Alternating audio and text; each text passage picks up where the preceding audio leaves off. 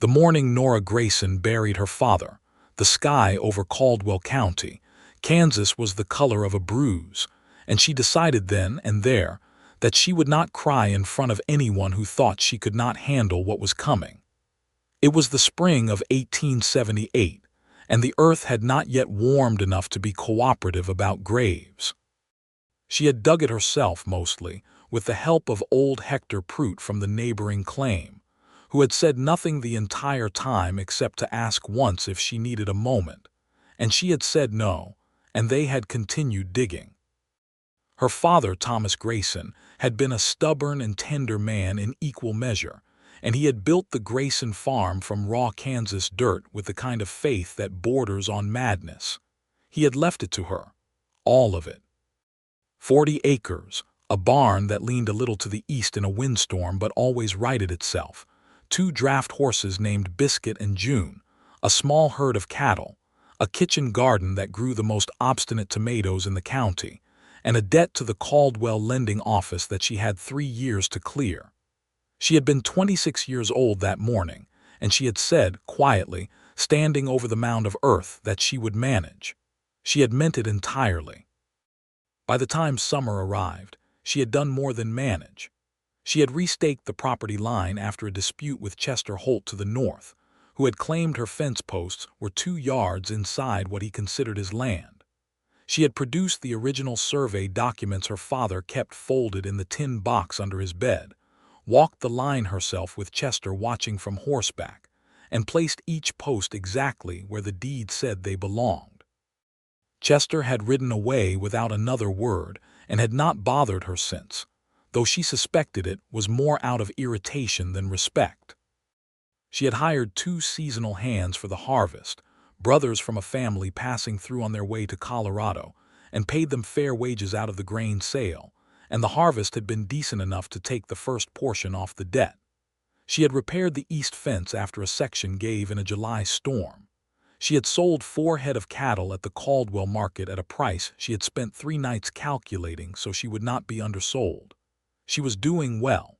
She knew it. She did not need anyone to confirm it. What she did not know, on the morning of the 2nd October, when the cottonwoods along the creek had gone entirely gold, and the air carried that particular bite that Kansas air gets before it decides winter is no longer optional, was that a man on a gray horse was going to ride up her access road and change the entire remaining shape of her life. She was mending a section of fence near the cattle pasture when she heard him. She did not look up immediately.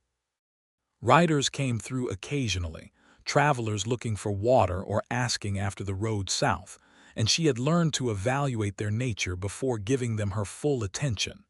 She heard the horse slow to a walk. She heard it stop. She waited a moment, finished driving the nail she had started, and then she straightened and looked. He was not what she expected, though she would have been hard-pressed to say what she expected. He was somewhere in his early 30s, lean in the way men who work outdoors get lean, with dark hair that needed cutting and 3 days of stubble that suggested he had been riding hard and sleeping rough. His clothes were trail-worn but not raggedy, and the gray horse he sat on was a fine animal, clearly well cared for, which she noted because she had always believed a man's horse told you more about him than his face did. He had a bedroll behind the saddle, a rifle in the scabbard, and the look of someone who had been moving for a long time and was not entirely sure where he had been going. He pulled his hat, which surprised her. Most men did not bother with that courtesy when they were dealing with a woman alone on a fence line. "Afternoon," he said. "Sorry to disturb your work. My name is Walter Ramsey. I was wondering if I could water my horse at your creek and maybe ask if you have any work that needs doing." His voice was low and even, not the kind that was performing anything. She studied him for a moment with the frank, unhurried assessment she had developed for exactly these situations. "Where are you coming from?" she asked. "Texas originally. More recently, Dodge City. I've been working cattle drives the last few years. The trail up from Texas is getting crowded now that the railheads have moved and the drives are getting shorter seasons. I figured it was time to look for something more settled." She looked at the fence post she had just finished, and then at the remaining 20 yards of fence that still needed attention.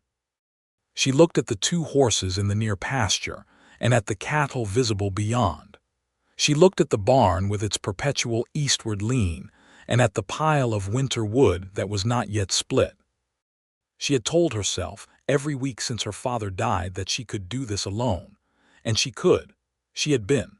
But there was a difference between doing something alone because you were capable and doing something alone because you were too proud to accept reasonable help when it arrived on a gray horse and asked politely. "I can offer a fair day wage and a meal," she said. "But I don't have a bunkhouse. You'd sleep in the barn." "The barn is fine," he said, and he said it without any offense or hesitation, the way a man says something when he means it entirely. "Water your horse at the creek. When you're done, come to the barn and I'll show you what needs doing first." She turned back to the fence. She heard him click his tongue at the horse and ride toward the creek. She finished the section of fence she was on and told herself she had made a practical decision and nothing more. His name was Walter Ramsey, and he was 31 years old, and he had come from a place he was still trying to find words for. He had grown up in East Texas, the second of 4 children of a cotton farmer who worked his land with the grim dedication of a man who understood that the land did not care about you, and you had to care enough for both of you. His father had not been cruel, but he had not been warm, and Walter had left at 17 to find work further west, and had discovered that he was very good at 2 things: horses and keeping his mouth closed at the right moments. Both had served him well on the cattle drives. He had worked for 3 different outfits over the years, trailing cattle north from Texas to the Kansas railheads, and he had been good at that life for a long time. He had liked the rhythm of it, the particular brotherhood of trail crews, the way the landscape changed under you mile by mile. But it was a life that gave you nothing to hold on to, and somewhere around 30, he had started feeling the absence of permanence the way you feel a tooth that has been pulled, in the space where something used to be. He had not planned to stop in Caldwell County. He had not planned anything specifically. He had simply been riding north from Dodge City, where he had concluded a job, and had turned east on an impulse, and had found himself on a dirt road that led to a farm with a woman mending fence who looked at him like she was reading the fine print of a contract. He did not know then that the reading she had done was accurate. He did not know that Nora Grayson was one of the most genuinely capable people he would ever meet in his life, or that watching her work would become one of his great daily pleasures, or that the combination of her stubborn competence and the unexpected softness that she kept very carefully guarded would take him completely apart and put him back together as something better. He simply unsaddled his horse at the creek, let the animal drink, and then led him to the barn where the woman was waiting with a list of tasks and the no-nonsense bearing of someone who did not intend to soften their expectations for anyone.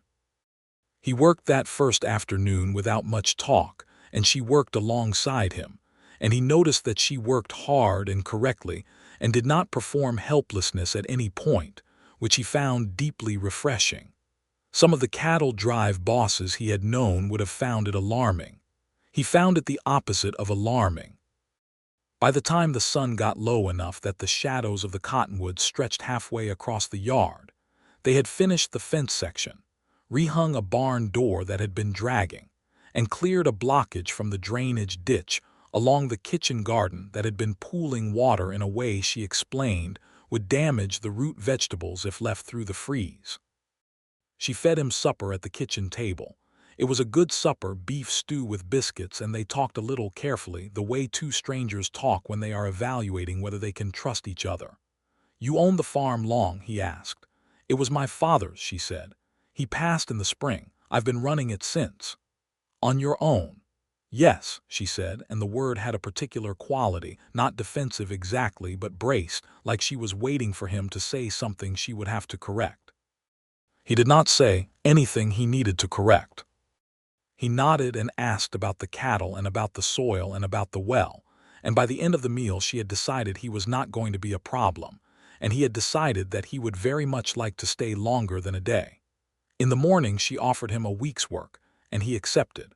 The week became 2 weeks. 2 weeks became a month. He was useful in the way that a person is useful when they are genuinely skilled, not in the way that a person performs usefulness to earn approval. He knew horses thoroughly. He was competent with the cattle and had practical knowledge about cattle health and grazing rotation that complemented what her father had taught her and filled in the gaps. He was good with his hands in the way that comes from years of trail work, fixing things with what was available, thinking practically about problems. But the thing that made him different from the seasonal hands she had hired before, the thing that she found herself thinking about in the evenings when she was alone in the house, was that he never once tried to take something over. He never arrived in the morning with the suggestion that she had been doing something wrong or that he had a better way that she should defer to. When he had an idea, he offered it as an idea and waited to see what she thought. When she disagreed, he listened to her reasoning and either was persuaded or explained his own reasoning in return, and they worked it out between them without either of them needing to win. She had not known a man who operated that way, apart from her father, and her father had been her father, which was a different category entirely. She began looking forward to the mornings. She would not have said so if anyone had asked, but she did. She got up early. She always had, but she found herself getting up a few minutes earlier, putting on coffee before it was strictly necessary, making sure there was enough for 2 cups. He slept in the barn and came to the house at first light and knocked before he came in, which she also appreciated, and they would stand at the kitchen counter or sit at the table and plan the day's work over coffee, and she thought that those 30 minutes were becoming one of the best parts of her days. He was not an easy person to know. He was quiet in a way that was not unfriendliness but genuine inwardness, the kind of man who thought about things before he said them, who lived largely inside his own mind and only invited you in selectively. But she was beginning to recognize the invitations. The way he would say, out of nowhere, something genuinely funny and then not elaborate on it, just let it land. The way he asked her questions about the farm and about her father and about her plans, not with the idle curiosity of someone passing time, but with the particular attention of someone who was actually interested. One evening in mid-November, they were sitting on the porch in the last of the daylight because the day had been unusually warm for the season, and she had made tea because the coffee was gone, and she had not been to town yet this week. He was mending a piece of harness leather, and she was going through the account book, and it was comfortable in the way that very few things are comfortable, the kind of comfortable that you usually only find with people you have known for a long time. She looked up from the account book and said, without particularly planning to, "My father always said this land would break a person who didn't love it. He said you couldn't farm out of desperation or ambition. You had to actually love it." Walter did not look up from the harness immediately. He worked another stitch through the leather and then he said, "Do you love it?" "Yes," she said. "Every stubborn, difficult, uncooperative inch of it." He looked up then and she saw something in his face that she would think about later, a kind of recognition, the look of someone who has just heard something they have been trying to find words for themselves. "I think that's why some men go wrong on the land," he said. "They're trying to master it. They think it's supposed to work for them." "It doesn't work for anyone," she said. "You work with it or you don't." "Yes," he said, and went back to the harness, and they sat in the last of the daylight, and it was very comfortable, and she did not think about the fact that it was comfortable because that would have required acknowledging something she was not ready to acknowledge yet. November turned cold in earnest and Walter stayed. She paid him fairly and did not make a point of making it formal, because the arrangement had grown into something that was not easily categorized anymore. He was not simply a hired hand. He was not exactly a partner.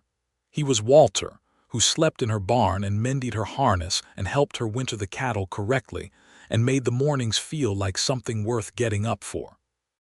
She went to Caldwell for supplies in the second week of November, and the mercantile owner, Dolores Fitch, a woman of forthright opinions who had known Nora since childhood, asked with the particular casualness that is not casual at all who was the man she had been seen about the farm with. "His name is Walter Ramsey," Nora said. "He does farm work. He's good at it." "I'm sure he is," Dolores said, in the tone that makes a simple sentence mean several additional things. "He's a hand," Nora said, with a firmness that was perhaps slightly more emphatic than the situation required, which she recognized immediately and did not appreciate. Dolores smiled and packaged her flour and said nothing more, which was somehow worse. On the ride back with the wagon loaded, Nora sat with the reins in her hands and thought about the fact that she had been more emphatic than the situation required and what that meant. She thought about it honestly, the way she tried to think about everything, without letting pride get between her and the truth. She liked him. That was the truth. She liked him in a way that had moved well past the category of finding someone, a capable and pleasant working companion. She liked the way he moved, with the unhurried economy of someone who had been doing physical work his whole life and had stopped needing to prove anything about it. She liked his voice. She liked that he was funny without being performative about it. She liked that he had never once, in over a month of working alongside her, implied that she needed him. And that, she thought, raining biscuit around a rut in the road, was precisely the complicating factor. She had built her life very carefully around not needing anyone, and she was quite serious about it, not out of bitterness but out of genuine independence of spirit, the kind she had learned from her father and from the land itself. She was not interested in the version of having someone in her life that meant giving that up. What she did not know yet was that Walter Ramsey had not the slightest intention of requiring her to give any of it up. She got home to find that he had split the rest of the winter wood while she was gone, stacked it neatly under the lean-to on the north side of the barn, and had a fire going in the kitchen stove because he had seen the weather coming in from the west and thought she would want warmth when she got back. He helped her unload the wagon without being asked, and then stood back while she put things away, because he knew where things went by now and also knew it was her kitchen. She looked at the stacked wood and the warm kitchen and the man standing at an appropriate distance and thought that she was in some difficulty. She did not say anything about it that evening. What she said instead was, "You've been here almost 2 months. I want to make sure the arrangement is still agreeable to you. The winter wages are lower because there's less to do." "The arrangement is agreeable," he said. "You could find winter work in town. Some of the outfits put men on in the saloons or the livery." "I'd rather be here," he said, and then quietly, "If that's acceptable." She looked at him, he looked back. Something happened in that looking that she could not have written in a ledger, but that was as real as any entry she had ever made. "It's acceptable," she said. December arrived with the particular ruthlessness that Kansas Decembers reserve for people who thought November was bad enough. The wind came off the open plain with nothing to slow it, and it found every gap in the farmhouse walls and every loose board in the barn, and every seam in a coat that was not quite new enough. Nora had grown up in Kansas winters and she knew how to manage them, but they were work, and this one had a mean streak in it. One night the temperature dropped fast enough and far enough that she was worried about the cattle in the pasture shelter. She got up at 2 in the morning to check on them, pulling on her coat and boots in the dark, and found Walter already outside with a lantern, having come to the same conclusion independently. They stood together in the cold checking the cattle, moving among them with the lantern, and the breath of animals in the dark made small clouds in the lantern light, and the wind was very bitter, and they stood closer together than they might have in warmer weather because the cold made that a practical decision and nothing more. "They're all right," he said. "They are," she agreed. Neither of them moved immediately toward the house. "Your father had this place for a long time," he said, not a question, just a thing he was thinking. 20 years, she said. "He came out here when I was 6. My mother had already passed. It was just the 2 of us. That must have been hard." "It made us close," she said. "He never made me feel like he wished I'd been a son. Some men would have."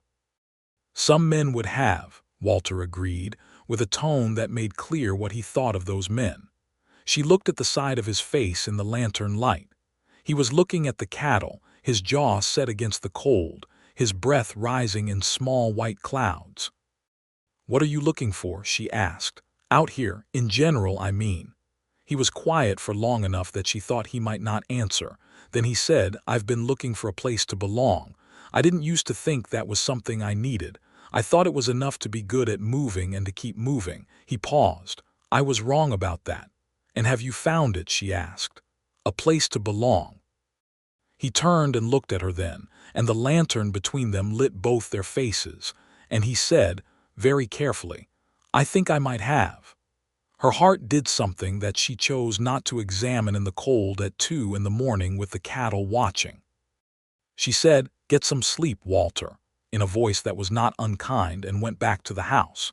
She lay awake for some time after that. The winter deepened. They worked through it together, and the working together through a Kansas winter is a particular form of intimacy that has nothing to do with romance and everything to do with it simultaneously. You learn someone in a winter. You learn their patience and their temper and their way of handling difficulty. You learn whether they are the kind of person who gets meaner when things get hard, or the kind who gets quieter and more steady. Walter Ramsey got quieter and more steady. There was a week in January where a succession of storms kept them largely confined, and the work was the close, indoor kind, repairing equipment and sorting through the seed stock and doing the accounts. They talked more that week than they had the entire previous 2 months, and the talking was good, the kind that builds something between two people the way mortar builds a wall, course by slow course. She learned about his life on the trail, the drives that had taken him north through Indian Territory and across the red Kansas prairie, the vast ungovernable herds, and the smell of dust and cattle that was so thick on a drive you forgot what air smelled like clean. He told her about the men he had worked with, some good, some bad, some extraordinary. He told her about a cattle drive foreman named Arlo Dees, who had been one of the finest men he'd ever known, who had died in a river crossing in Indian Territory when Walter was 23, and how that had been the first time he understood that the trail life was also a dangerous one, not in the way of adventure, but in the way of actual loss.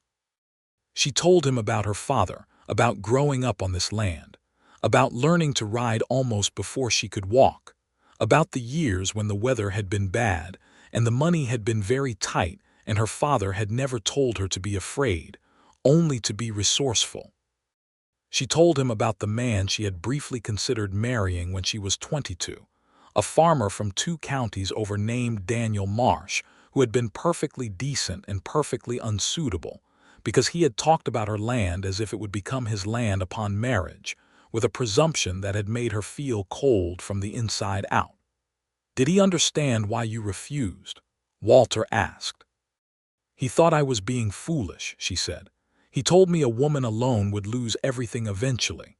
"And you thought?" "I thought he could go to the devil," she said, and Walter laughed genuinely, the kind of laugh that comes from being caught off guard by something wonderful, and she found that she loved that laugh very much. It was February when she finally acknowledged to herself, fully and without hedging, that she was in love with Walter Ramsey. She acknowledged it on a Tuesday morning, standing at the kitchen window with her coffee, watching him cross the yard toward the barn. It was not a dramatic moment of realization. It felt more like something that had been true for a long time finally arriving at the surface, the way water eventually finds every crack. She stood at the window and thought, with the clear-eyed honesty that was her primary characteristic, that she was in love with him, and that she did not know what he felt, and that she had better figure out what she intended to do about it, and that she was not going to do anything about it in a hurry, and that she probably needed more coffee first. She got more coffee. The question of what he felt was one she turned over carefully during the following weeks.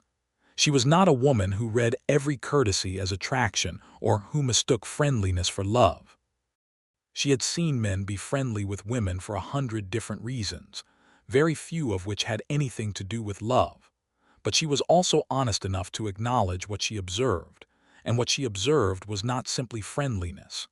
He looked at her in a way that no one had looked at her before, not with the assessing look of a man evaluating something, but with something that was closer to reverence, quiet and careful and very genuine.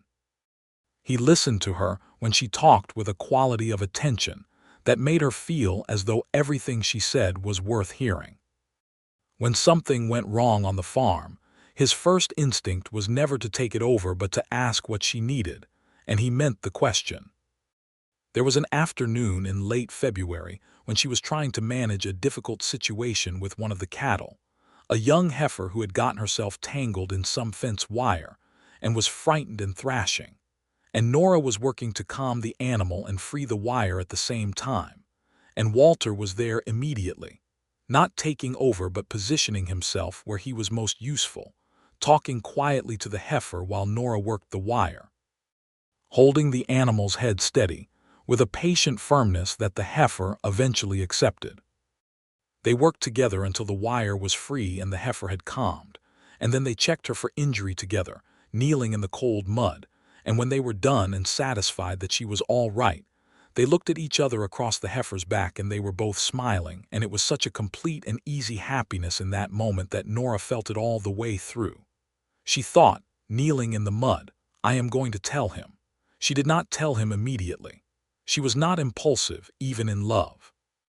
She thought about it for 2 more weeks, which was perhaps longer than strictly necessary, but she wanted to be sure of herself, and she was sure by the end of February. What she had not anticipated was that he would get there first. It was the first week of March, and the weather had turned tentatively hopeful, the way Kansas weather does in March, not fully committed to warmth but no longer actively hostile. She had gone to town on a Saturday and returned to find him sitting on the porch steps in the late afternoon light, and he had the look of a man who had been thinking hard about something for some time. She tied up the wagon and came to the porch and said, "Are you all right?" "I need to say something," he said. She sat down on the step beside him. The porch steps were wide enough that they were not touching, but they were close enough that she was very aware of him. "All right," she said. He looked out at the yard for a moment, at the barn and the pasture and the cottonwoods along the creek that were just beginning to hint at green, and then he turned and looked at her. "I don't want to make things difficult between us," he said. "The arrangement we have works well, and I value it, and I value your good opinion of me, and I would rather keep all of that than risk it by saying something you don't want to hear." "You haven't said anything yet," she said. "No," he said. "I know." He looked at the yard again. "The thing is, Nora, I have come to care for you very considerably, and if I'm honest, it's moved well past the territory of considerably, and I think you ought to know that because it wouldn't be honest not to tell you. I'm not saying it to change anything or to ask anything of you, or because I think you need anything from me, because you clearly don't, and I have known that from the first afternoon." He paused. "I just think you should know." She looked at the side of his face in the March afternoon light, the clean line of his jaw and the steady set of his eyes looking at the cottonwoods, and she thought that she had been right that first day, that his horse was a fine animal and well cared for, and that it told her everything important. "Walter," she said. He looked at her. "I do not need a man to run this farm," she said. Something moved across his face, careful and braced. "I know that," he said. "I am entirely capable of managing on my own, and I intend to keep managing on my own regardless of anything else," she said. "Yes," he said. "I know that too." "Good," she said. "Because I need you to understand it, not as something I'm telling you to push you away, but as something that is simply true and that would remain true." He was watching her now with very close attention. "I don't need a man to run this farm," she said again, "but I find that I very much would like you to stay." The silence between that sentence and his next breath lasted exactly long enough. "Nora," he said, and the way he said her name was a complete sentence with nothing left out. "You should know," she said, and she felt warmth rising in her face which she did not often feel, "that I care for you considerably as well, and past considerably." He reached out and took her hand, which was calloused from work and capable, and everything her hands needed to be, and he held it with a care that was not fragile but was very real, and he said, "I would very much like to stay." "Then stay," she said.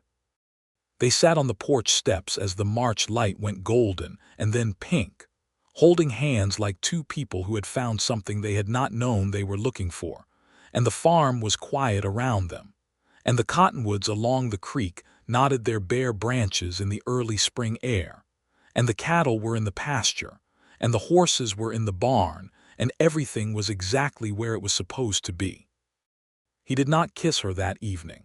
He walked with her to the porch and held her hand until she went inside and said good night, and she went inside and stood in the kitchen and pressed her hand against her sternum for a moment because she needed to feel that her heart was still in there, which it was, going somewhat faster than usual. He kissed her 3 days later in the kitchen doorway, when she handed him his morning coffee, and it was as unhurried and certain as everything else about him, and she thought afterward that she had never been kissed quite like that, as though she were something worth taking the time for. The weeks after that were among the finest she could remember, not because the work was easier or the weather was kinder, but because everything that was already good had gained an additional dimension. They worked side by side as they always had, with the same practical division of tasks and the same honest exchange of ideas, and they also had this new thing between them, this careful and expanding tenderness, and it made even the difficult days feel like something she would want to keep.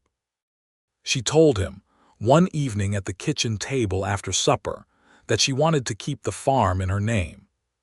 She said it plainly, without prelude, because she believed in being plain about things that mattered, and this mattered very much. He looked up from the book he had been reading, one of her father's about soil management, which he had been working through with genuine interest, and he said, "Of course." She waited to see if there was anything after the "of course." There was nothing after the "of course." "Some men would take issue with that," she said. "Some men would," he agreed. "I think the farm is yours. You built it into what it is now, and your father built it before you. It being in your name is what's right." "Even if we were married," she said, and then immediately felt that she had gotten ahead of herself, and she felt the warmth in her face again. He looked at her with the quietest kind of smile, the kind that he kept for moments when something had made him happy in a way he had not anticipated. "Even then," he said. "Especially then." She thought about that especially for some time. Spring came fully to Caldwell County in April, the definitive spring, when the prairie grass comes up green and the air smells like wet earth and possibility, and the farm woke up with it. The planting season brought long days and hard work, and the particular exhaustion that comes with good labor, the satisfying kind that lets you sleep deeply and rise ready. They planted together, she and Walter, with her planning the acreage and rotation she had worked out through the winter and him executing it alongside her with the kind of tireless competence that she had come to rely on as naturally as she relied on the creek. It was during the planting that two things happened that would shape the summer ahead. The first was that Chester Holt came back, which she had half expected. Chester was a man who read cooperation as weakness, and the fact that she had been getting on well since her father's death had apparently bothered him enough to try again. He arrived on a Monday morning in late April with a new survey he claimed showed the property line ran differently than her father's deed indicated, and he had a man with him who he introduced as a surveyor from the county seat, and the man had papers that looked very official. Nora looked at the papers carefully and asked several specific questions about the survey methodology and the reference points used, and the man's answers were evasive in ways that told her the papers were not entirely what they presented themselves as. Chester watched her with a satisfaction that he was not bothering to conceal. Walter was near the barn when this happened. She was aware of him, aware that he had stopped what he was doing and was watching from a distance, not intervening, waiting to see what she needed. She did not need intervention. What she needed was the tin box from under her father's bed and the original deed and the original survey, which she had studied thoroughly enough in the year since her father's death to know every measurement in them. She went inside and came back with the documents and walked Chester's so-called surveyor through every reference point and every measurement, until the man's answers became distinctly uncomfortable and Chester's satisfaction collapsed into irritation. "My deed is registered at the county courthouse," she said to Chester finally, with a calm she was quite proud of. "If you believe you have grounds for a dispute, you are welcome to bring it there, in writing. And I will bring my documents, and we will let the county clerk sort it out." She looked at him steadily. "I suspect you know how that would go." Chester left without another word, which was the same as before, and she suspected she would not be hearing from him again for quite some time. She walked back to where Walter had gone back to his work, not because he had lost interest but because he had known she had it handled, and she said, "He tried the survey angle again." "I heard some of it," Walter said. "You handled it perfectly." "Yes," she said, "I did." She picked up the seed sack she had set down. "But I want to go to the courthouse next week and make sure our registration is current and the deed is properly filed, just to have it done." "That's a good idea," he said, and they went back to the planting. The second thing that happened in April was that Dolores Fitch told her, on a supply run to Caldwell, that there was a banker from Wichita who had been asking around about properties in the county. His name was Aldridge, Dolores said, and he was representing a land development company out of Chicago that was buying up farmland for consolidation, and he was specifically interested in the creek properties because of the water rights. The Grayson farm was a creek property. Nora filed this information carefully and said nothing alarming to Walter about it that evening, but she did think about it extensively, and by morning she had decided that the best defense was a properly registered deed and a fully productive farm that demonstrated clear and active ownership, and that was exactly what she intended to present. The banker arrived in May. His name was Cyrus Aldridge, and he was a soft-handed man of about 50 in an Eastern suit that had not been made for Kansas dust, and he arrived at her farm on a Wednesday afternoon with a smile that was trying very hard to be charming and landing somewhere around the vicinity of oily. He offered her a price for the farm. She listened to the price. It was not an insulting price, which was the cleverness of it. It was a reasonable price for the land, not accounting for the water rights, which she knew were worth considerably more. "I appreciate the offer," she said, standing on the porch with her arms folded, Walter somewhere behind her to her right, leaning against the porch post. "But this farm isn't for sale." Aldridge smiled. "Mrs. Grayson," he began. "Miss Grayson," she said. "Miss Grayson," he corrected, with the slight adjustment of tone that men like him use when they think they are recalibrating for a more effective approach. "I understand this property has sentimental value, but I think if you consider the practical realities of a single woman maintaining a farm of this size in the long term, you might find the offer more appealing than it appears."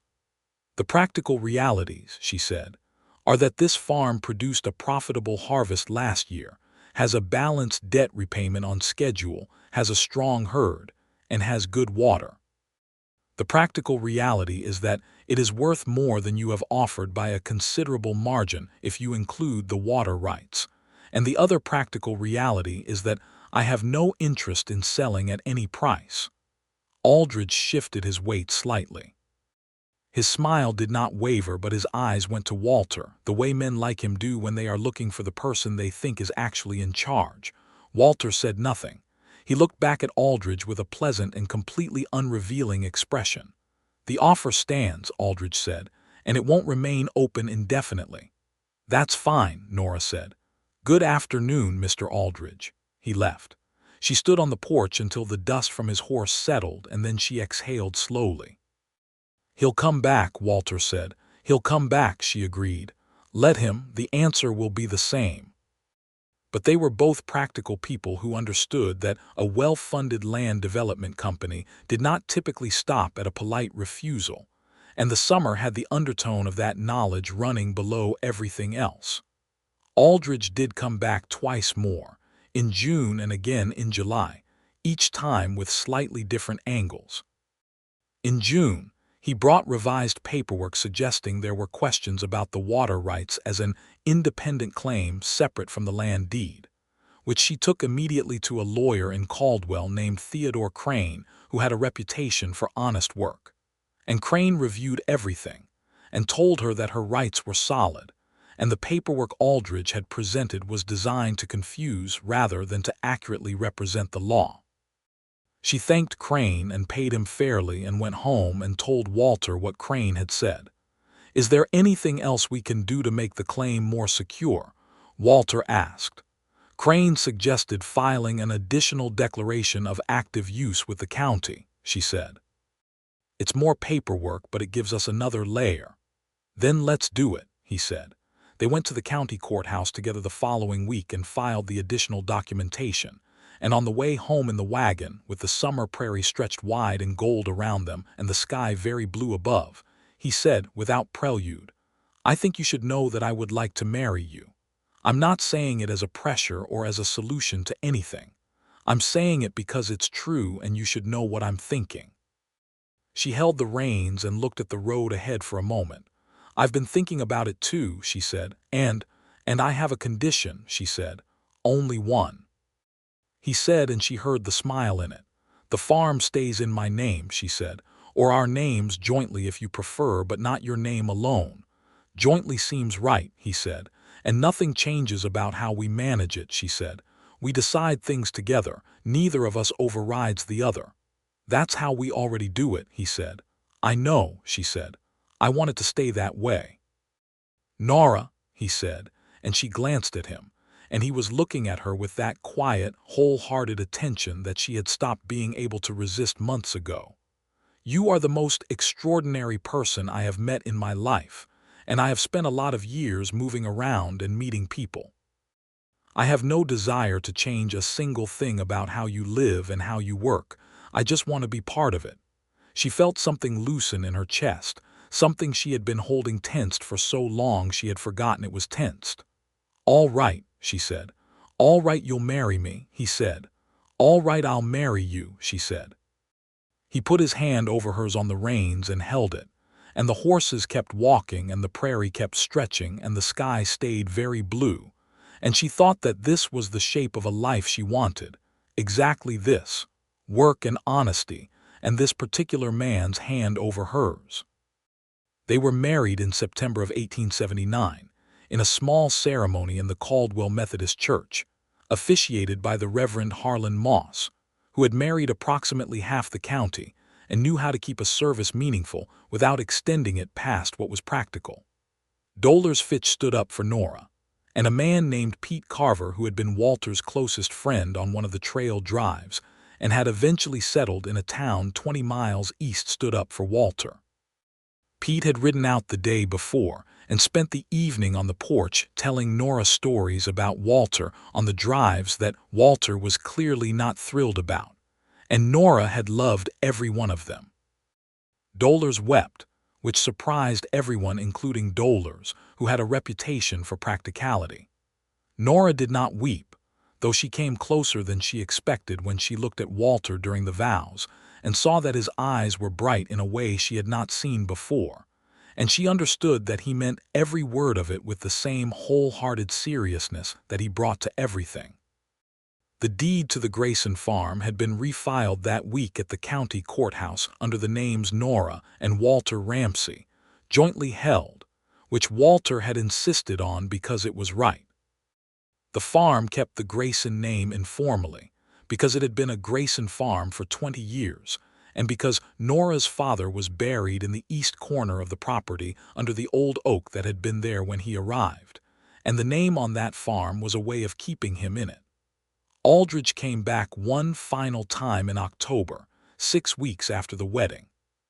He came with a lawyer this time, a man named Prescott, and what Prescott presented was nothing more than a revised offer and a document suggesting some historical irregularity in the original Grayson homestead claim, which was so clearly manufactured that Nora simply looked at Prescott steadily until the man stopped talking, and then she said, "My attorney has the complete original filings dating from 1858, which predate your client's company by 15 years.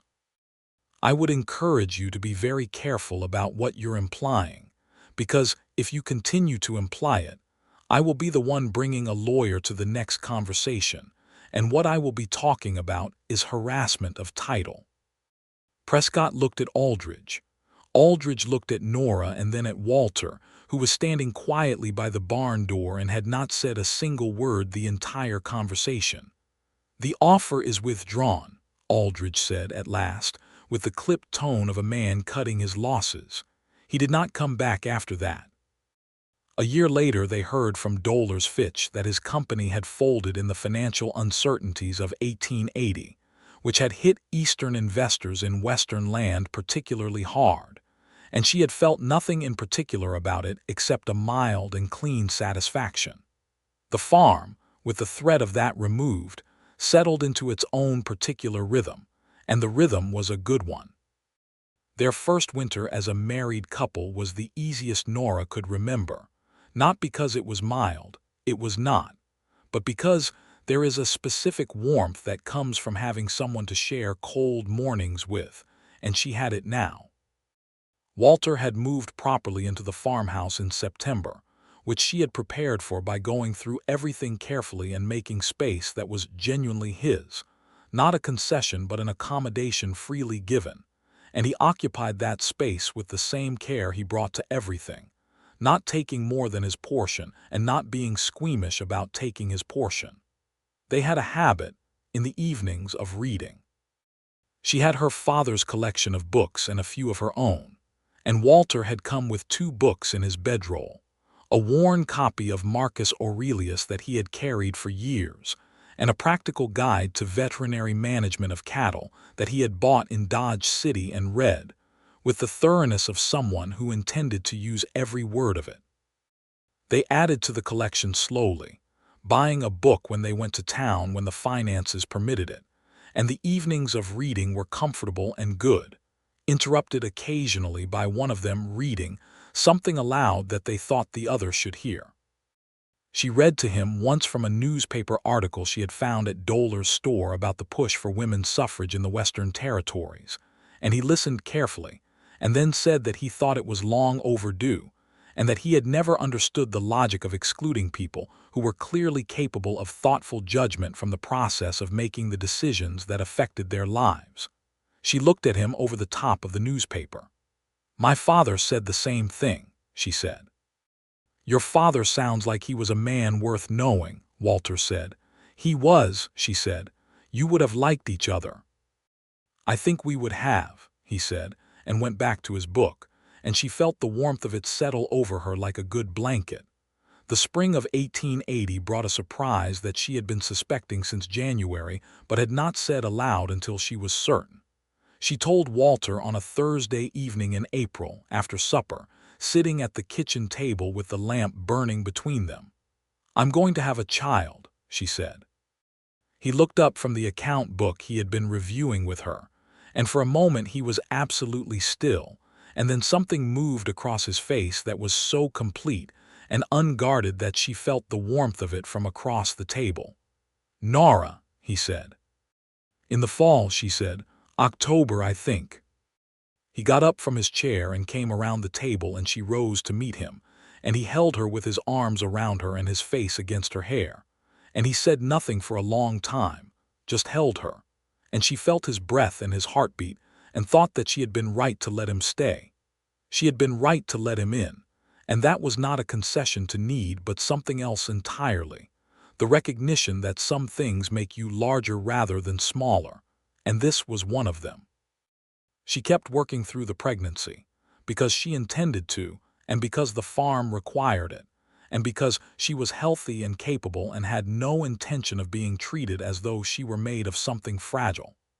Walter walked the line between being attentive and being overprotective with a care that she appreciated, which is to say he was attentive and not overprotective, which was exactly right. He took on more of the heavy lifting without making a production of it, and she directed more of the outdoor work from a management standpoint when the pregnancy made certain physical tasks inadvisable, and between the two of them they kept the farm running exactly as it should. Dolores Fitch came out to the farm in August with a basket of things she said a woman needed in the last months: teas and linens, and a jar of something she described as her own mother's remedy for the particular discomfort of August heat while carrying a child. And she sat in the kitchen with Nora for 2 hours and talked, and Nora found, to her own surprise, that she was grateful for it. She had not had a woman close to her since her mother died when she was very young, and she had not realized quite how much she missed that kind of companionship until she had it. Dolores was forthright and opinionated and not sentimental in any wasteful way, but she was also genuinely fond and genuinely helpful, and when she left she pressed Nora's hand and said, "You've built something good here. Both of you have." The baby came in October as she had thought. It was a long labor, 2 days of it, with Dolores present and the doctor from Caldwell who rode out when Walter went to town to get him. And Walter, who had been told by approximately everyone that men did not belong in the birthing room, stayed close to the door the entire time and came in when Dolores said he could and stayed out when she said he should, and did not argue about any of it. The child was a boy. They named him Thomas Walter Ramsey, Thomas for her father and Walter for his father, which felt right in the way that some decisions feel right all the way through. Thomas Walter Ramsey was born on a Tuesday in October, and the first thing he did with the clarity of a child who has opinions was to yell very loudly about the situation, which Walter said was a good sign, and which Dolores said showed a fine pair of lungs, and which Nora held against her chest and felt the particular revolution that is the arrival of a person you have been waiting for without knowing you were waiting. Walter held his son for the first time in the kitchen doorway, with the October sun coming in golden and long, and the look on his face was the most unguarded she had ever seen him, completely open, every wall she had ever glimpsed in him simply gone, and she watched him hold Thomas and talk to him in a low, easy voice, as though they were already acquainted, and she thought that all of the choices she had made, every one of them, had been leading to exactly this. The years that followed were full. The farm grew in the way that a well-managed farm grows when two capable and committed people work it together, not dramatically but steadily, the way something becomes more itself over time. They added more acreage in 1882 when the Prout claim to the west came up for sale, old Hector Prout having decided at 73 to go and live with his daughter in Missouri, and the addition meant they could expand the herd and plant more wheat, which was proving to be the strongest market in Caldwell County. Thomas grew into a child who had his mother's directness and his father's steadiness, which was a formidable combination, and by the time he could walk, he was in the middle of everything that happened on the farm, getting underfoot in a way that was largely charming and occasionally alarming. Walter taught him about horses with the same patience and thoroughness that he brought to everything, starting with the gentlest of the horses and letting Thomas learn at his own pace, never rushing, never overpraising. Nora taught him about the land and the accounts and the seasons, the way her father had taught her, making him a participant in the farm's reasoning rather than just a bystander. In the summer of 1883, their second child arrived. This one was a daughter, and she came faster and with less drama than Thomas had, arriving on a warm June morning that was already bright when she decided to make her entrance, and Dolores had barely gotten to the farm in time, which she complained about good-naturedly for years afterward. They named her Clara Elise Ramsey, Clara for its plainness and Elise for Walter's mother, who had died when he was a boy, and whom he remembered primarily through the smell of lavender and a memory of a woman who laughed easily. Clara was nothing like Thomas except in the essential matter of being entirely herself from the very first day. Where Thomas was steady and considered, Clara was quick and curious and loud, which Dolores said was because she had arrived so fast she had been in a hurry from the start. She had her mother's eyes, which were gray and very direct, and she had her father's hands, which were long-fingered and capable, and she had a laugh that could fill a room in a way that made everyone who heard it want to laugh too. The farm in 1883 was a different thing from the farm of 1878, though the essential bones were the same.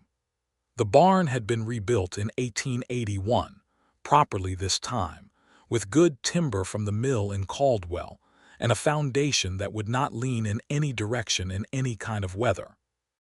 The farmhouse had been expanded by a room when Thomas arrived, and expanded again by a second room in anticipation of Clara, and the kitchen had been made larger because they used it as the center of everything: the planning room and the talking room, and the room where decisions were made over coffee and supper, and the accounts. The debt to the Caldwell lending office had been cleared in full in 1881, 3 years ahead of the original schedule, and she had walked into the lending office herself and made the final payment and taken the deed clear of encumbrance. And she had felt a satisfaction so complete that she had stood outside the lending office in the Caldwell Street for a moment just to breathe it in. She had told Walter about it that evening, and he had said, with the quiet pride that was specific to him, not pride in himself but in her, "Your father would have been very glad." "He would have," she said, "and he would have liked you, Walter, I know it." "I hope so," he said, with a sincerity that was entirely uncomplicated. They had supper that night with the children, Thomas 3 years old and already fierce about being allowed to sit at the big table, and the farm settled into its evening quiet outside the windows, and the lamp was warm on the table, and she looked at the faces around her and felt the fullness of it, not as a surprise but as a confirmation of something she had been building steadily and with intention. There were harder years in there as well, because there always are, and she would not pretend otherwise. The summer of 1882 was dry in a way that tested every farmer in Caldwell County, and they lost part of the wheat crop and had to sell 2 head of cattle to compensate, and there were weeks of very careful account management and tight decisions. They navigated it together without acrimony, which she considered the real test of a partnership. Not how well you do when things are good, but how you stay together when things are hard.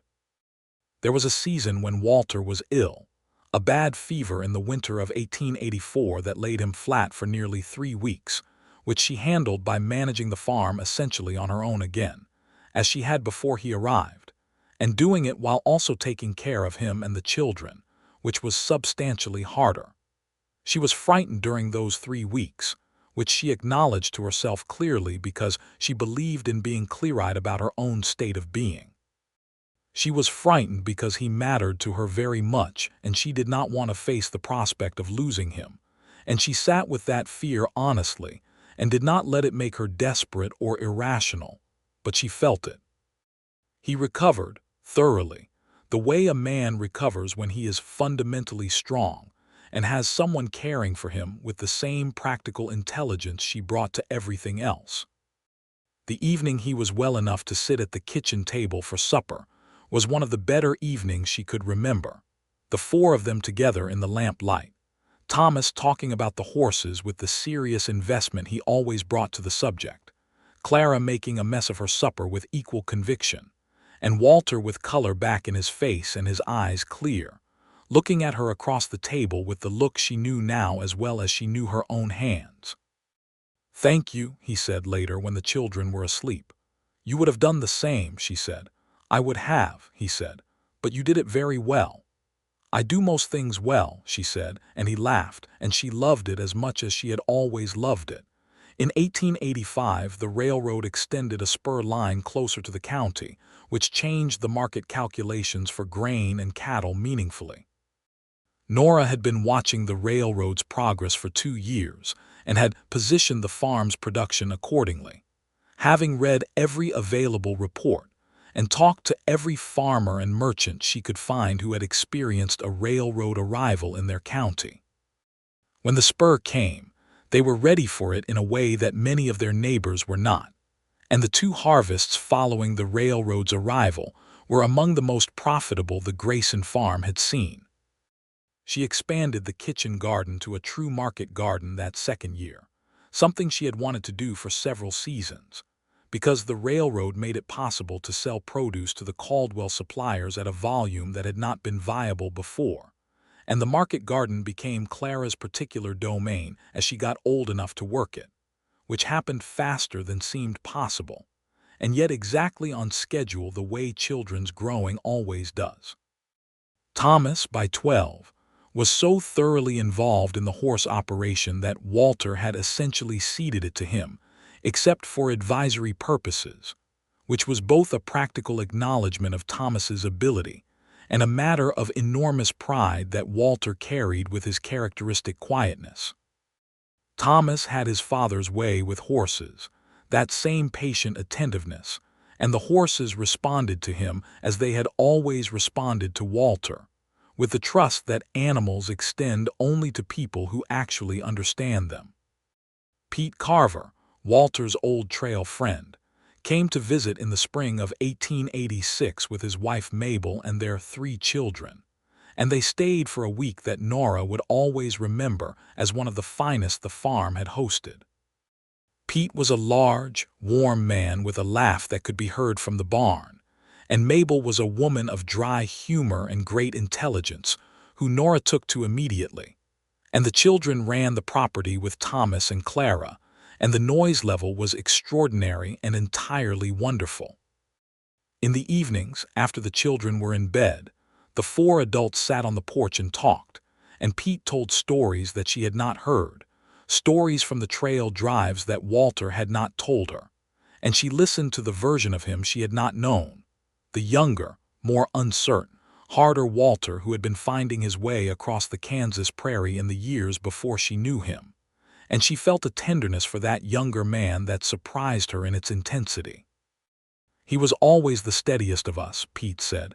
"Even when he was young, you could put Walter in any situation and he'd figure out what it called for and do that thing. Never more, never less." "That's still true," she said. "I know it," Pete said, glancing at Walter with the easy affection of an old friendship. "He used to say on the trail that what he wanted was a place to put down roots. We all said things like that. Most of us didn't mean it, not really, because the trail life gets into you and you stop being able to imagine anything else." He paused. Walter meant it. She looked at Walter, who was looking at the stars with the quiet expression he wore when he was thinking about something that mattered. "He found it," she said. "Yes," Pete said. "He did." The summer of 1887 was the one she decided she would tell as the year the farm became exactly what she had intended it to be. Everything that had been built and repaired and planted and managed and defended and expanded had come to its full shape, and standing at the edge of the wheat field in late July with the wheat tall and gold and the sky enormous above it, she felt the particular satisfaction of a person who has done the thing they set out to do. Walter came up beside her, because he had a way of finding her when she was standing in the wheat field, and they stood together in the afternoon heat looking at the field. "What are you thinking?" he said. "I'm thinking about what my father said," she said, "that you couldn't farm out of desperation or ambition, that you had to love it." "And you still love it," he said. "I love it more," she said. "I didn't think that was possible." He put his arm around her shoulders and she leaned into him, which was something she would not have predicted of herself 9 years ago, but which had become as natural as breathing. "Walter," she said, "yes, I want to tell you something." "All right." "When you rode up that first afternoon," she said, "I was not going to let anyone in. I had decided. I was going to run this farm alone, and I was going to be fine alone, and I did not need or want anyone's presence in my life except on purely practical terms." "I know," he said. "And then you stayed," she said. "You let me," he said. "I did," she said. "And I want you to know that it was not weakness that let you. It was not loneliness, and it was not desperation, and it was not any of the things I was afraid it might be. It was something else." "What was it?" he said, very quietly. She looked at the wheat field and the enormous sky and the farm that had been her father's and was now hers and his and their children's, the farm that was as thoroughly itself as anything she had ever known, and she said, "It was recognition. I recognized you as someone who would understand this place and this life, and I was right." He held her a little closer and said nothing, which was exactly right, and the wheat moved in the late afternoon wind, and the farm was very quiet and very present, and it was enough. Clara found them there a few minutes later, running from the direction of the market garden with something urgent to report about a rabbit in the carrot row, which broke the moment cleanly and propelled them back into the practical life, which was the right place to be, because the practical life was the one they had chosen, and they had chosen it entirely. Thomas, at 15, was already talking about expanding the horse operation, not just the draft horses that the farm required, but breeding horses for the regional market, which was growing as more families settled the county. He had done the arithmetic himself and presented it to them at the kitchen table one evening, his figures careful and his reasoning solid. They went through it together, all four of them, including Clara, who was 11 and had opinions about everything. And the conversation was exactly the kind that she had always wanted in a family, frank and intelligent and respectful, with no one being dismissed and everyone's reasoning considered. They decided to try a careful expansion of the horse operation. Thomas was right. The market was there. By 1889, the Grayson farm was the largest horse operation in the county, and Thomas Ramsey had a reputation among buyers and traders that had spread well beyond Caldwell County, which made Walter very quiet in the particular way that meant he was very proud. Clara, at 13, had expanded the market garden to a size that required her to hire 2 of the younger girls from town to help during the busy season, which she managed with a directness and fairness that Nora recognized as entirely her own inheritance, and which made her feel a warmth that she could not have adequately described, but that had something to do with seeing yourself go forward. She told Walter, one evening in the summer of 1889, that she was expecting again. He looked up from the book he was reading, and the expression on his face was the same as it had been 10 years ago in the kitchen, that complete, unguarded happiness that he kept for moments that genuinely surprised him. "Nora," he said. "I know," she said. "I was surprised too. Are you all right?" "I'm excellent," she said. "I'm always excellent." He came to her and took her face in his hands, his long-fingered, work-honest hands, and looked at her with the wholehearted attention that she had never stopped being moved by. "You are," he said. "You are always excellent." She kissed him, which after 11 years of marriage was not any less of what it had been in the kitchen doorway on a March morning in 1878, because some things do not diminish with time but deepen, and this was one of them. The third child was another boy, born in the spring of 1890, and they named him Henry James Ramsey. Henry because she liked the plainness of it, and James because it was her father's middle name, which completed a naming thread that she had not consciously planned, but that felt right when she saw it written on the county record. Henry arrived into a household that was already full and loud and warm, and he took to it immediately, as though he had been expecting exactly this: 2 older siblings who were fascinated by him, and a house that always had something going on, and 2 parents who moved through it all with the ease of people who have been doing something together long enough that the doing has become who they are. Thomas, now 17, was magnificent with the baby in the particular way of very steady older children who have space in themselves for tenderness, without making anything of it. Clara, at 15, was the baby's most enthusiastic audience, narrating the world to him from the very beginning, which Nora suspected was going to mean Henry would talk early and often. The farm in 1890 was a substantial operation.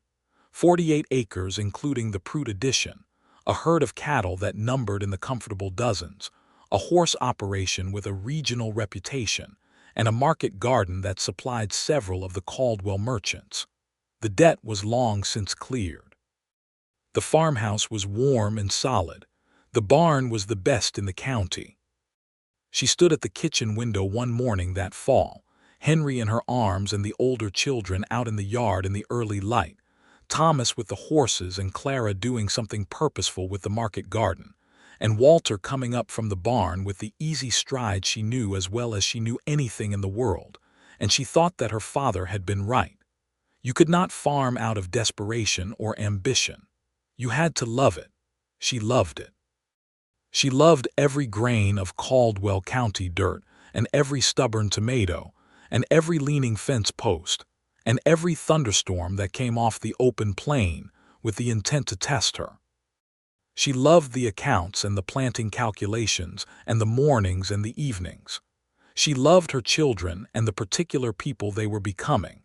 She loved the farm that her father had built and that she had kept and grown and made more of its own self. And she loved Walter Ramsey, who had ridden up her access road on a gray horse one October afternoon asking for work and had stayed, not because she had needed him but because she had let him, and because he had understood the difference, which was everything. He came into the kitchen and she handed him the coffee, and he took Henry from her arms so she could have both hands, which she had not asked him to do but which was, as most things between them were, right. Henry grabbed Walter's shirt with both fists in the way of babies who are discovering the world one grip at a time, and Walter looked down at his youngest son with the gentle gravity that was specific to him. "Good morning," he said to Henry, as though they were resuming a conversation. Henry said something emphatic in the language of babies that had not yet become words, and Walter nodded as though it made complete sense. Nora watched them and drank her coffee and thought that the shape of this life, which she had built deliberately and defended fiercely and chosen at every step, was the shape she would have chosen if she had been given the choice at the beginning with full knowledge of what it would become. The door opened and Clara came in with a basket of the last of the fall vegetables, still talking, because Clara was always talking, narrating what she had found and what she thought about it and what she thought should happen next, which was a form of thinking out loud that Nora had simply accepted as Clara's natural mode, and which she secretly found delightful. Thomas came in behind her, pulling off his hat at the door the way his father always did, and went to the stove for coffee, and the kitchen was full in the way it was always full now, voices and warmth and the smell of the first fire of the fall morning, and the farm outside going about its own life in the early light. She looked at all of it, her family and her farm and the fall morning pressing gold through the kitchen windows, and she felt the complete enclosing satisfaction of something that was fully itself. Not perfect because nothing was perfect and she did not need it to be, but full, whole, built to last. Walter looked up from Henry and found her looking, the way he always found her, with that particular attentiveness that she had learned to read as clearly as anything she had ever studied. "What are you thinking?" he said. She thought about everything she could say. She thought about her father and the tin box and the original survey and the morning she had said she would manage. She thought about a gray horse coming up the access road and a man who pulled his hat and did not try to take anything over. She thought about March porch steps and the first time he held her hand. She thought about the debt cleared and the deed refiled in the field of wheat in July and the morning she told him there was going to be a child and the look on his face. She thought about all of it and she said simply, "I'm thinking that I was right to let you stay." He looked at her with that open, unhurried, complete regard and he said, "I'm glad you did." Clara said something about the winter squash. Thomas asked about the day's work plan.